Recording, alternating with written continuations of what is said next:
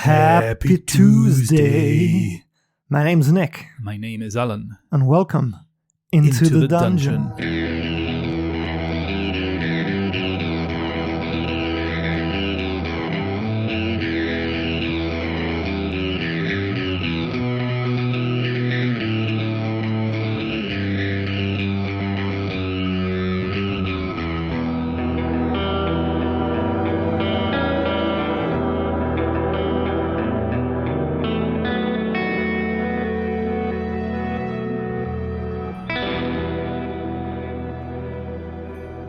Picking up where we left the adventure last week, Shrew and his Shrubberies had found this legendary sword.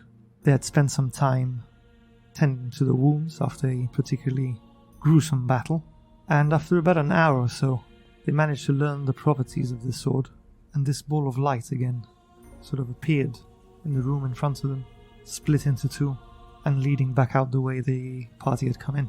And before we commence with today's session, I'm going to ask Shrew to roll me a nature check with advantage. Okay, we're kicking off things quickly. Gonna use a big dice I have here today. I call it the big dice. Not very imaginative, but let's hope I roll well today. And that's a total of 13. So having spent some time now, resting and recovering and tending to the bumps and scratches and bruisings that you've all taken in this combat, and now seeing this light again in front of you, you recall that you've seen these before. The lights I've seen before? You've seen these kind of lights before. You know these to be will-o'-wisps, and these are quite common in the Mere of Dead Men. Oh yes, now that you say it. You'd come in and you were a bit thrown off by the tomb itself, and this huge dragon skull at the end, the sword, and then suddenly this being appearing and fighting with you as well. But now that you've had time to gather your senses, you recognize these, especially having fought it in the temple. You recognize this as a will-o'-wisp, and you know that countless adventurers have perished due to these small balls of light in the Mere of Dead Men.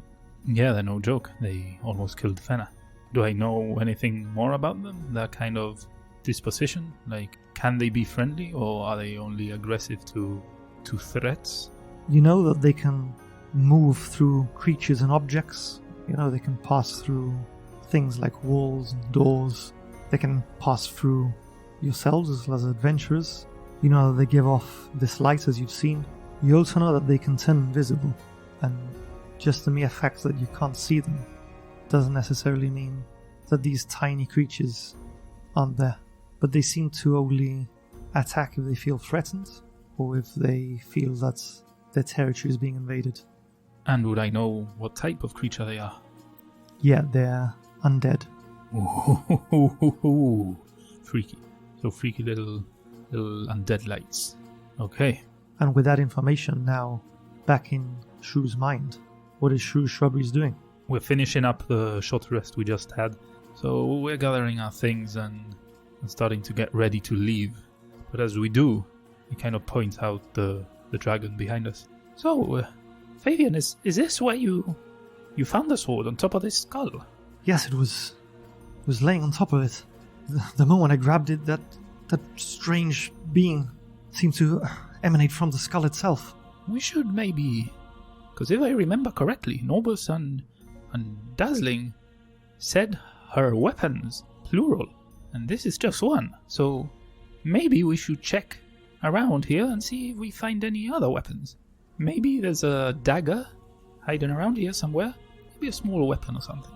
I want to check the surroundings, check around the bones. I don't want to be touching too many things, but I want to be looking over them. So you're literally next to this skull as you're talking, and if you recall from last week's episode, when I was describing the room itself, I explained that not only is this huge dragon skull resting on the floor, which is where the sword was, the actual bones of this dragon seem to be embedded in the wall itself. And now that you've tended to your wounds and you're discussing this with Fabian, you realize that the actual bones themselves of the dragons that are on the wall seem to have markings on them. Can I get closer and try and make out what they say? Yeah, you can. So as you're now looking at this skeleton of the dragon embedded in the wall, you can see that there's an inscription written in common. Do you want to read it?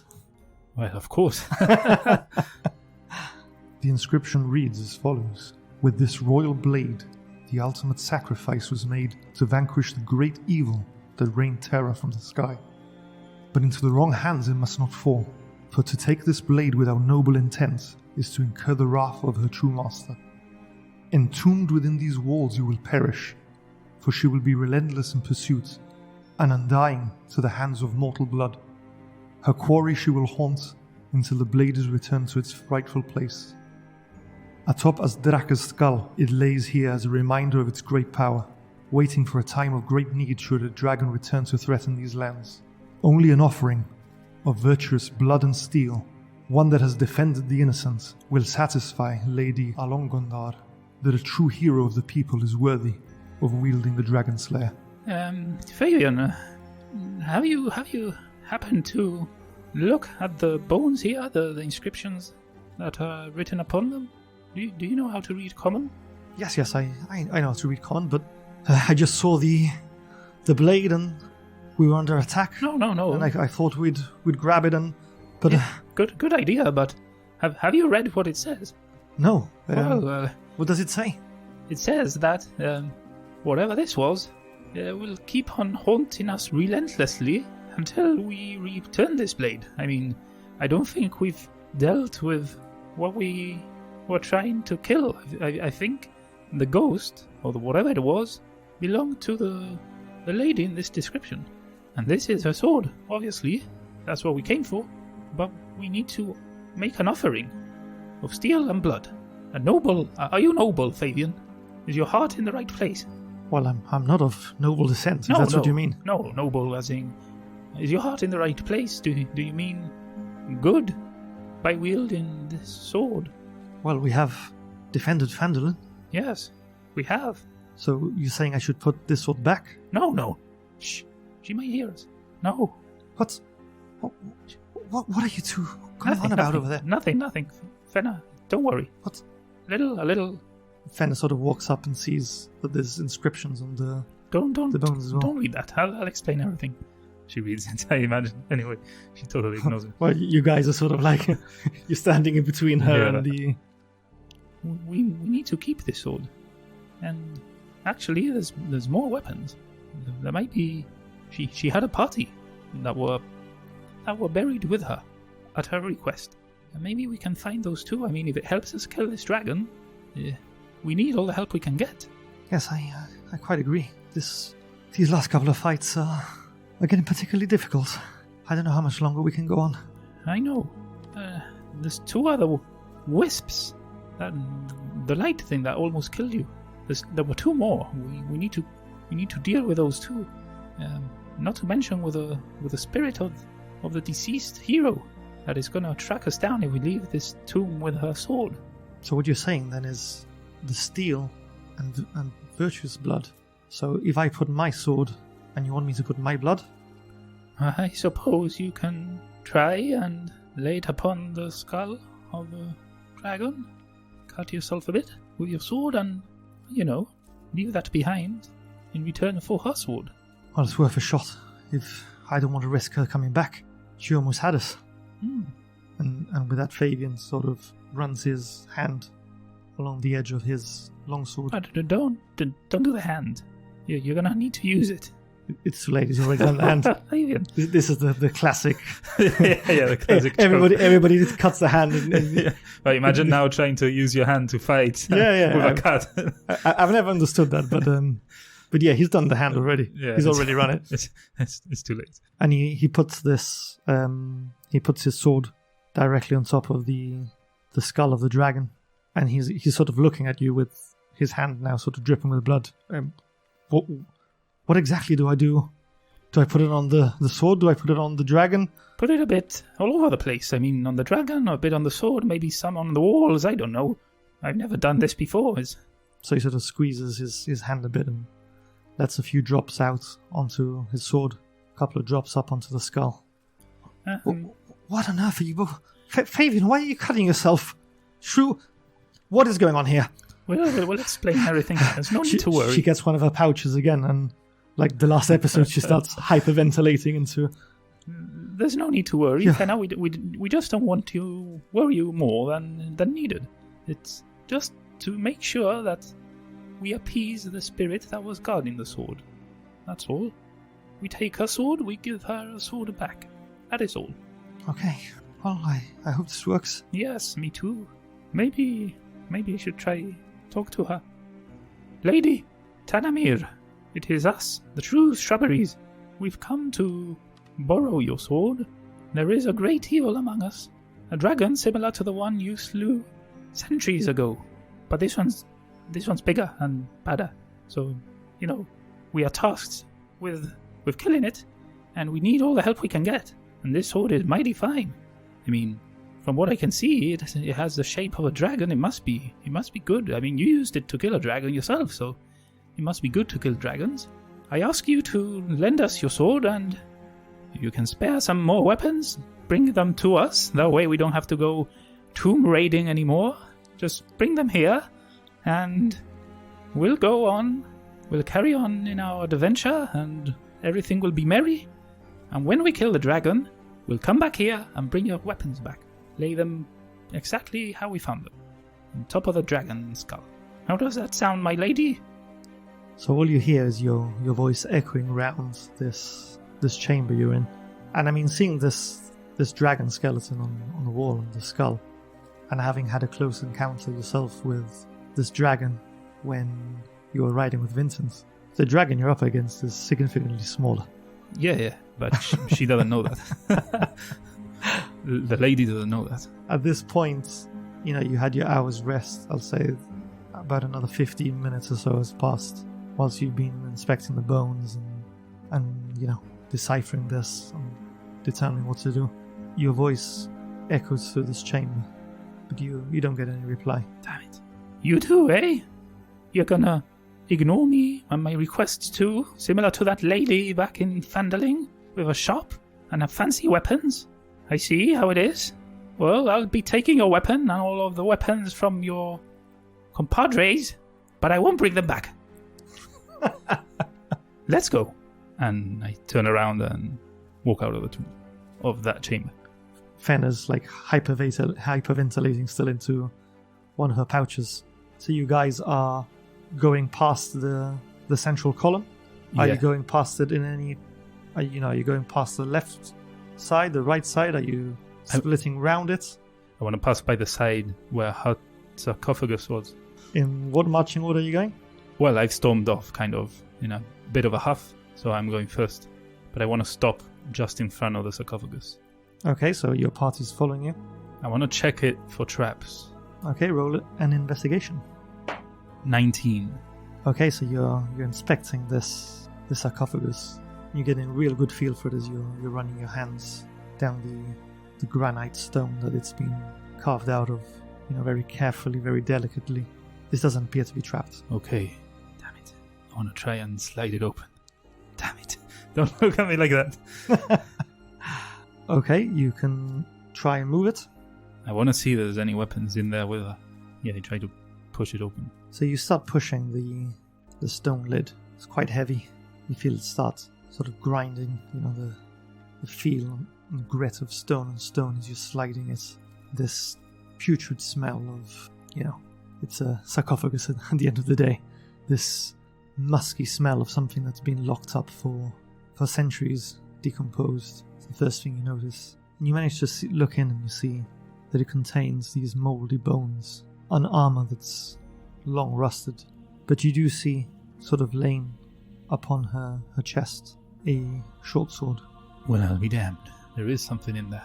Fabian, do you have any particular use of this? I mean, if it's just a sword, I have this dragon sword now. Well, maybe this is dragon sword times 2. Maybe you can use 2 swords and kill a dragon with 2 swords.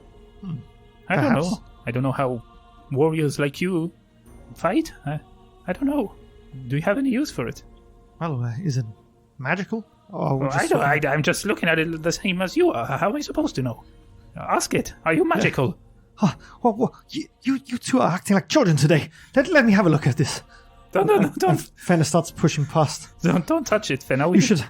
A little respect for the dead. Shrew, I expect better from you. I'm just looking at the tomb. I'm not touching it. Well, everything else seems to be rusted other than the sword, so I would say that it's at least of a better quality than her chainmail or her plate mail, whatever that was and is left of it. Good observation. But could you two just stop arguing like children? Okay, Mummy. So, Vivian, maybe cut your other hand and offer some more blood and steel. Do you have any steel on you can offer for this weapon? I have a dagger. Yeah, that would do. So he takes the short sword, replaces it with a dagger, sort of unbandages the hands that he sort of wraps up with some scraps, squeezes some blood onto the blade itself, and sort of bows his head in respect. Perhaps we should respectfully close this sarcophagus of course, again. yes. Thank you for your kind donation to our cause. It will serve us very well indeed. And I close the lid. Okay, so as Fabian would have had to get the sword, he would have moved to the top end of the sarcophagus to be able to reach the sword itself.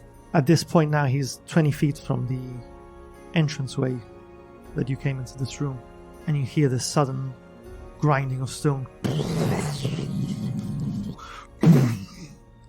And this echoes round the whole chamber. And as you look over your shoulders, you see that where you had come in has been blocked by has been blocked by some stone that seems to have come down from the ceiling. Oh shit. Well, that wasn't there before. I think what was written on the wall has become true. We have been entombed. You are not of noble blood, Fabian. You have ill intent. What do you want to do with this sword, Fabian? What are your intentions, really? Are they to kill a dragon? Of course my intentions are to help you, but, you know, we all have our past.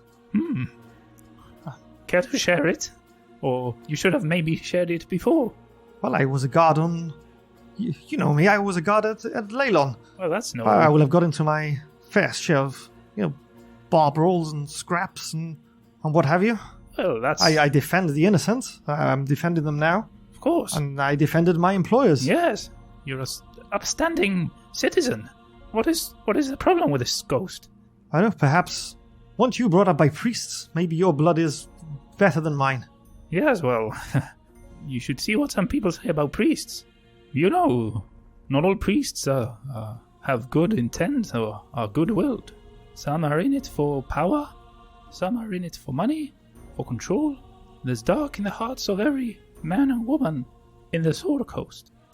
No one here that cuts his arm or hand or whatever it is and spills blood upon it is going to be of true noble blood. This is an impossible task. I myself aren't perfect. I've killed baby deer's mother. Oh, I'd forgotten about that. Oh, I haven't. That poor dear. Yes, I have nightmares still. And Fenna is, she's still occasionally breathing in and out into this pouch. She sort of pushes past Shrew, and she makes her way to the skull herself. Well, if it's worth anything, I'll try my blood. My magic usually is for healing people. Yes, of course. I've cured more people than... Well, I've healed you both up more times than I could shake a stick at. Yes, how come we didn't think of this before? Well, if both your pasts are tainted, well, my life has been quite secluded until this adventure, and I've only used my powers for what I believe is good anyway. And I don't know a kinder heart than yours. I should have thought of this before. Fenner stood at this dragon skull, and she sort of looks over and says, "Would anybody do the honors? I don't carry blades." Neither do I, Fabian. So Fabian walks up to her. The only blade he has at the moment now, having given his dagger and his sword away, is the dragon sword and this short sword. Hold tight, Fenner. Unfortunately, this may hurt.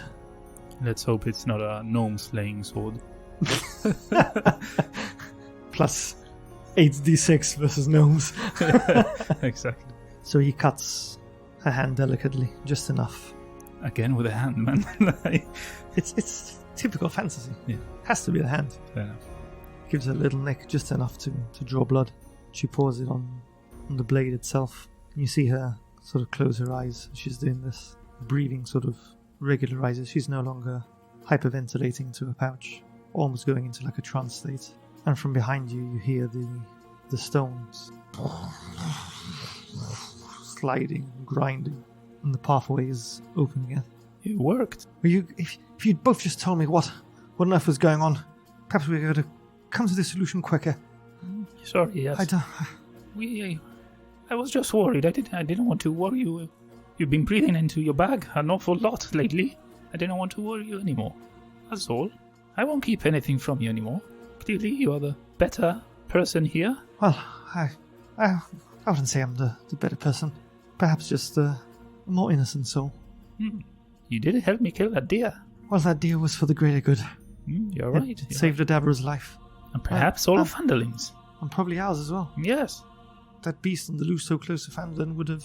Oh my god, I just remembered. I never took Adabra the meat she asked for. I hope that wretched beast doesn't come back and try and eat her. Well, I hope not. Last time we were there, you offered me as a meat shield. Yes. Oh, yes. Good old times. The good old times. Anyway, should we check the other tomb? The one of the spire maybe has a lance or something. It may be a good idea. It seems that we have appeased the lady's spirit. Do you wield the lances? Can you fight with a lance? Why, A squire. Why would it be? Oh, it's the squire. The squire might have a lance. Don't squire use lances to fight? I don't know. Well, the squire helps the warrior don off their armor and, maintains their weapons. Yeah, you're right. I can't imagine a squire jousting. I don't know. Maybe I've been reading the wrong books. I don't know. But imagine you riding me as a bear, wielding a lance as we go in to deal the final blow to this dragon. Oh, that would be quite the story to tell. Indeed. Bards all up and down the Sword Coast would sing tales of us. I like that. Let's go and check. I walk to the tomb of the squire. Yeah, you push this open as well, I guess? Yeah. You push it open and again, that's that musky smell. You see, like with the lady, the bones are mouldy and decomposed, and all that's in there is whatever scraps haven't decomposed from his leather armor. Clearly, this one here was just the carrier of stuff. He wasn't really one of the heroes, I believe. Fenna, I ask you now, because you're clearly the most level-headed in this party. You've shown it time and again.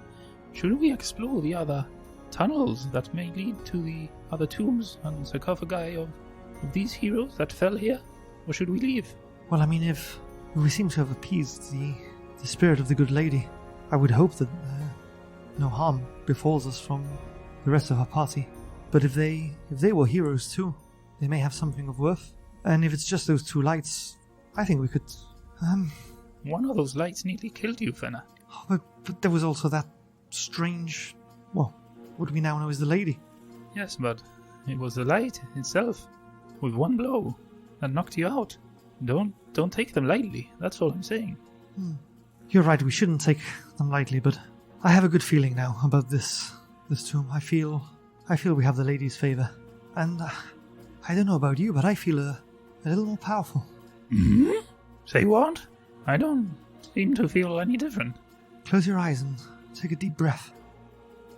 And congratulations on leveling up to level 5. When did that happen? Now, as you've solved this puzzle and escaped the room. So yeah, congratulations. Normally this would happen after a long rest, but as Fenna has been alluding to, there's a good sensation now that you seem to have appeased the lady of this tomb.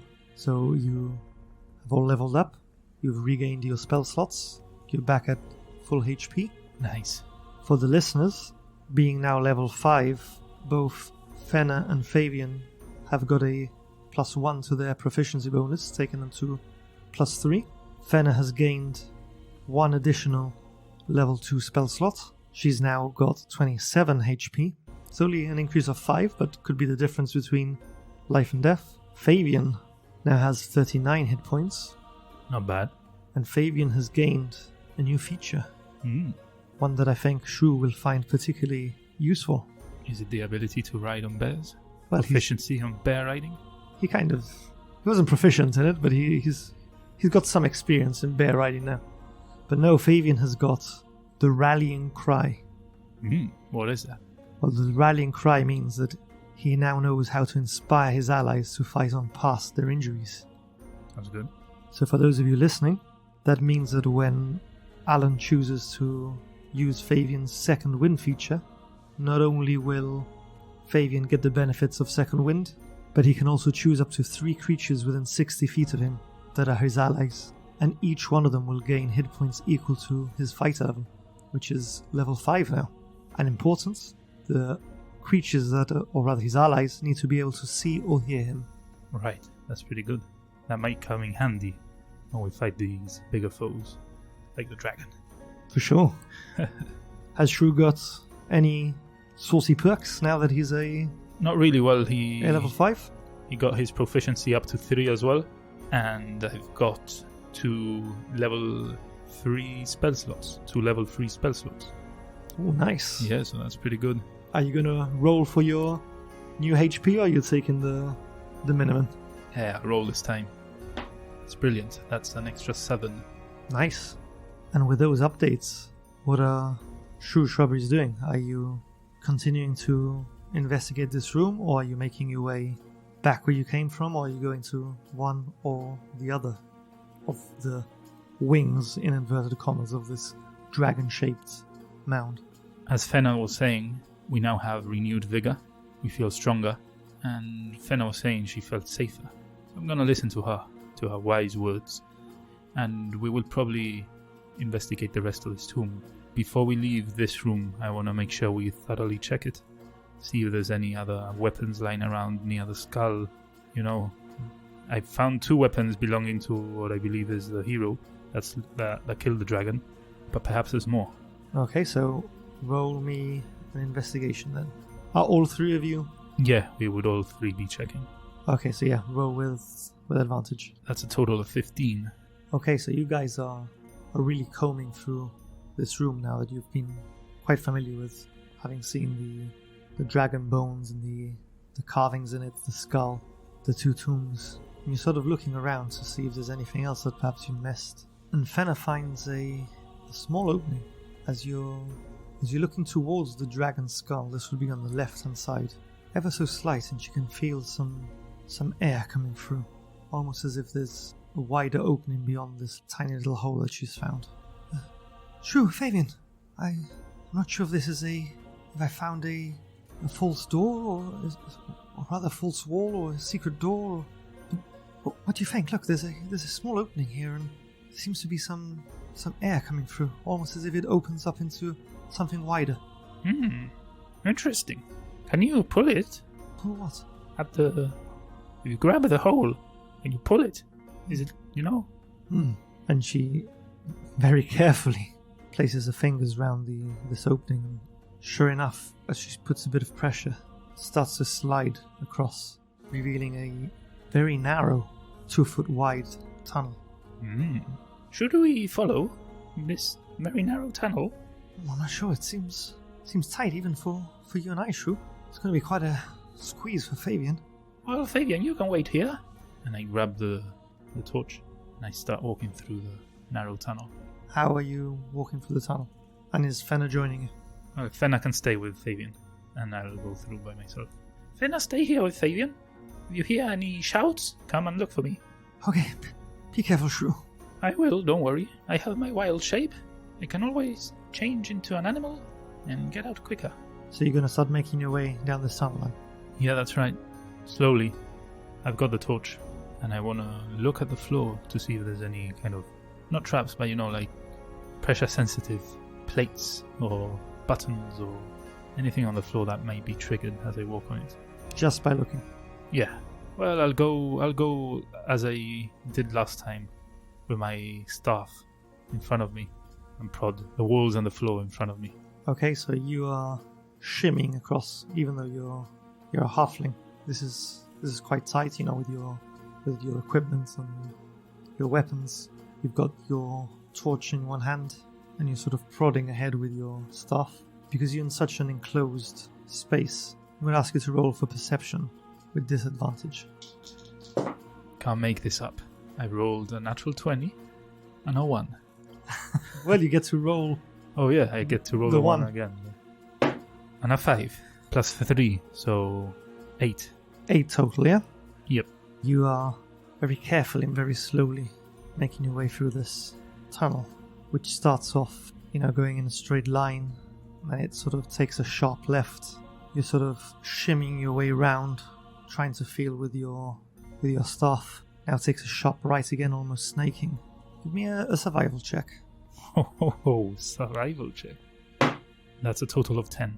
As you're twisting and sort of turning through this incredibly narrow corridor, you get a sensation that this is heading in the direction of the left wing as you came down the stairs. If you imagine this dragon mound that you had identified from the top, and you came down and you saw that the path sort of led down the middle and out to each side, which you would have imagined it being the dragon's wings per se.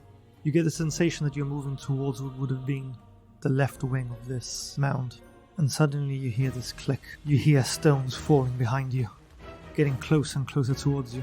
Give me a dexterity saving throw. The giant, what have I called it before? The big dice. I'm not going to use it anymore. It's useless. Okay, that's better. That's 21 total. You're hearing these rocks falling behind you. You're hearing Fen and Fabian shouting from behind you. Shrew! Shrew! Shrew! Shrew, you're right! It's collapsing, the tunnel's collapsing! And as you're hearing that, you're seeing over your shoulder these rocks falling. You start shimmying as quick as you can, and suddenly you find yourself bursting out into a 20 by 15 foot room with your torch, and just as you basically erupt into this room, the last stones falling, you manage to avoid yourself being buried in this narrow tunnel. What have I gotten myself into now? Composing yourself after that narrow escape, and following on from last week's exploits where a number of traps were triggered, you're shining your torch around this room, and you see that there's a pillar to either side of you, again made of the actual earth and rock itself. To your immediate left, you see that there's a narrow corridor leading, to your best guess, back towards the center of this mount. And directly in front of you, about 15 feet away, you see what appears to be the bones of some sort of animal. You also see that there's what looks to be the remains of a saddle rotting along with these bones. And from deep behind you in this tunnel, which, you would have travelled about 40-50 feet, so you haven't gone too far away, but you can hear the muffled sounds of Fabian and Fenna sort of frantically trying to scrape away at the rocks that have fallen. You can hear them calling out to you. I turn around and get close to the rubble that closes down the tunnel, and I shout as loud as I can. I'm okay. I'm okay. I've made my way to what I believe is the left wing of this tunnel, of this tomb. Do you hear me? I can't make out. You can't hear enough of what they're saying. You can just hear shouting, "Shrew, Shrew." Well, at least they know I'm alive. Yeah, that's basically as much as they can gather. They can hear your voice. You can hear theirs. Beyond them shouting "Shrew," it's too muffled for them to have deciphered exactly what you said. Coming from within your pocket, you hear, "Shrew, Shrew, are you alright?" Oh yes, my stone of standing. I quickly bring it out. Hello, yes. Fabian, I am quite alright, yes. I triggered a little trap. You know how that goes. And I had to run out of the tunnel. It collapsed, as you probably have noticed. Yeah, we were trying to dig you out. But relieved to know you well. No, I think I'm in the left wing of the tomb. It's not the best situation, but perhaps you and Fenna can find your way around to me. Okay, we'll proceed with caution. Be very careful. Check for traps, Fabian. Well, there is that pit that, the second pit that I fell into. Hopefully there isn't another. So whilst they're going to be making their way round to the best of their knowledge to find where you are, What is it that Shrew's doing at this point? Okay, so I set my eyes upon that saddle and those bones. And I slowly walk up to them. I wonder whose mighty steed this was. Wait a minute. Could this be poor Betsy? No, it cannot. And I get closer to the bones. Okay, as you're getting closer to the bones, you can see then the little niche where these bones are. You can see these carvings that depict this hero, the fight with the dragon. And as you're getting closer to it, you see the bones start coming together, almost, that animating itself and reassembling itself into a skeletal horse. What? He's just stood there looking at you. Betsy? Is that you? Hold on. And I cast Speak with Animals. And I start talking in horse.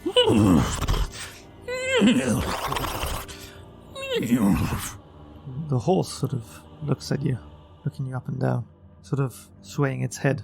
I'm saying, Betsy, it's been a long time. I'm dreadfully sorry of what happened to you with that dragon. It wasn't my intention to offer you to it and cut the teller, but I had no other option. I had to save ourselves and your friend Buttercup and Vincent. It doesn't reply to you. It doesn't seem to be understanding you. At the end of the day, it's undead. It's a skeleton. But it sort of gives you a little nudge with its head. Okay, can I stroke its nozzle, bony nozzle? Yeah. It lets me? It lets you. Good girl, Betsy. Good girl. Does it have like a saddle? It's got like a half-rotten saddle, yeah. I try. Put my hand on, don't know what you call it, but that little nubbing that pops out of the saddle at the front. Yeah. I want to try and hold on to that. And I want to try and ride it. I want to try and ride Betsy. It allows you to get on it. Seriously? Okay. Alright. And you have now bonded. What? With an undead riding horse. Are you serious? Alright. You have a steed. No way. I have an undead steed. What the hell? I'm just sat on top of the riding horse with the most, perplexed expression on my face. What the hell? What is going on here? Why am I riding a horse? Why am I riding an undead horse? As I sit there on the half-rotten saddle, I want to look at the inscriptions on the wall and kind of see if I find any information about the horse and about the hero, just so that I know. But from here on, it's called Betsy. Yeah, as you look at these markings, which are similar to the ones that you saw in the lady's tomb, you're pretty convinced that this was the resting place of her steed. Oh, her steed. Does it have a name? There's no name engraved anywhere.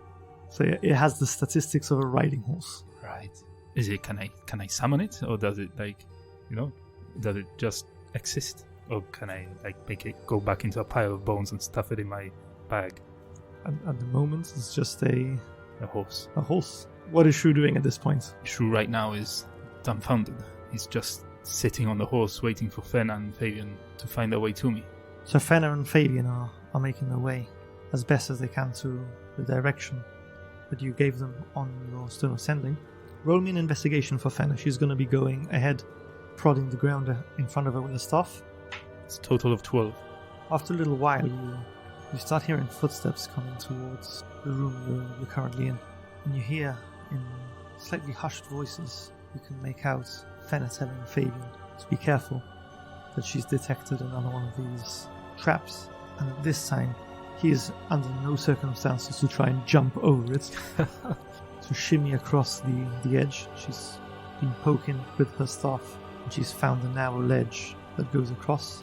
And you can hear them now. They're about 20 feet away from the opening to the left of the room as you erupted from this tunnel and went straight forward to the skeletal remains of the horse. This opening is to the left of that. You can hear them about 20 feet away now. Okay, I wanna get off my steed, and I imagine this horse, obviously being bones, has a large rib cage. I want to try and crawl into the rib cage, like if it's eaten me. Okay, give me an acrobatics check. And this is why Shrew's blood was probably wouldn't have been pure enough. Yeah, probably. 20. 20. Okay, so you start making your way through the rib cage, getting your way in there, and the horse starts sort of shaking and shimmering and doesn't seem to be quite content with you inside its rib cage at the moment. You start standing on its hind legs. You're holding onto the rib cage, or rather the ribs of the skeletal horse, just as Fabian and Fenna burst into the room. Shrew! Shrew! Oh my god, Shrew! Stay back! Stay back! It will eat you too! You see Fabian Don't! running with his sword Put directly it at... Put it down! It will eat you too! Roll with persuasion with disadvantage. Shit! Why do I do this thing? 12. Fabian's running up and he's slashing at this horse. As I see him coming, I want to jump out of the ribcage. As I say, stop. Roll for initiative. We'll do a roll off Fabian and Shrew. Come on. See if you get out before he slashes at this horse. Don't fail me now. 8. 8. So Fabian goes first with a 15. Shit. I just found my horse. Don't kill it. Damn you. Fabian, can't take a joke. It hits. 10 damage as his sword slices through the bones of right at the neck where the head sort of meets the shoulders, that part of the neck there. The sword cleanly swiping through, and this pile of bones collapses around you as you fall to the floor. No! Fabian! What are you doing? It was Betsy! I've saved you! Fabian! It was a fucking joke! Who on earth? Fabian! The skeletal horse had eaten you! He was my steed! It was Betsy! I just found him, I was riding him, and I heard you come in, and I just wanted to give her... I just wanted to lighten the mood a bit, and it was a joke. It was a joke. And you've killed my steed, I just found her. You see Fenna walk up to the nearest of these two pillars, and you see her lightly tapping her forehead on it. Fenna looks like she's probably had enough of this childish behavior, or what she perceives to be childish. Would you guys just please be... Why would you hide in a skeletal horse? What do you mean it's your steed? It was eating you. You shouted it. I didn't shout. It was eating me. I just shouted. You were inside. Stay back. I clearly said stay back. You said stay back. It was going to eat us as well. If you come to me, it would eat you. I was trying to not make you do what you've just done. Why do you have to run and slash at everything? I'm protecting you. It's what I do. You were inside this beast's belly. You shouted. I've turned around and I'm ignoring Faye and I'm picking up the bones and kind of weeping. Betsy, do you even hear me anymore? Betsy, come on, get up back together. I start like squishing the bones, like, Betsy, we were gonna have some good times, Betsy. We were gonna go down in history. I was gonna be the skeletal rider of Thunderling. Betsy, please, do you hear me? Wake up. It's not your time. Nothing happens to the bones. And as you're doing this and looking over your shoulder at Faye, and Fabian is looking completely bewildered at all this. And Fenna's just, again, she's leaning against that pillar, lightly tapping her forehead on the column, breathing into her pouch again. She looks like she's having a full-blown anxiety attack at this point. What? You two are going to be the end of me. Can't we just look for these... I imagine perhaps this was the horse of the heroes, and now it's other heroes going to come alive and assist us as well, and... I've got no idea what's going on here. Shrew, Fabian... And she turns around and she starts walking back the way it came. By the way, there's a trap halfway down. Fabian, you know exactly where it is. I'll meet you in the middle. And she starts walking off. Look what you did, Fabian. Now you pissed Fenna off as well. You've killed my steed. Me? You are the one... You shouted not to come close. It was going to eat us. I rescued you. You did the opposite. A little of gratitude would come in well. You did the opposite of what I asked you. Anyway, let's not bicker. We gotta resurrect this horse. You didn't see me on it, Fabian. Well, I saw you in it. Well, it's not the same. I had plans for us. Could see us galloping on the wide plains of the Sword Coast. We were going to achieve great things together. Well, I can still ride you as a bear. It's not the time, Fabian. It's not the time. I start picking up the bones and stuff them in my bag. I mean, this is a horse. You're a halfling with a backpack. the bones aren't going to fit in your backpack. Let me carry these, Fabian. I need to figure this out. I'm not leaving Betsy go a second time. I already watched her being taken by that filthy dragon. You do realize this is not Betsy. It is Betsy! You want... It's a full-blown horse. It's got to take us... It was a full horse until you came and sliced its head off. Help me pick up the bones and let's put them in the bag. In what bag? In mine it's and a yours. Horse. Mine and yours. Just pick up and put. The head won't even fit in your bag. Head. I'll carry the head. No, the head is as big as you are. I'll put it on my head. We can do this. This isn't. I'm not carrying this horse. It's as big as you are when you're in bear form. How on earth are we gonna carry these bones? What do you want to do with these bones anyway? I don't know. Maybe it's not dead. It was like this when I found it, and it kind of assembled itself. I'm thinking maybe it needs some time to do the same again. Let's see. If Fenna were here, maybe she could heal it. I don't know. Well, this is awkward. Let's just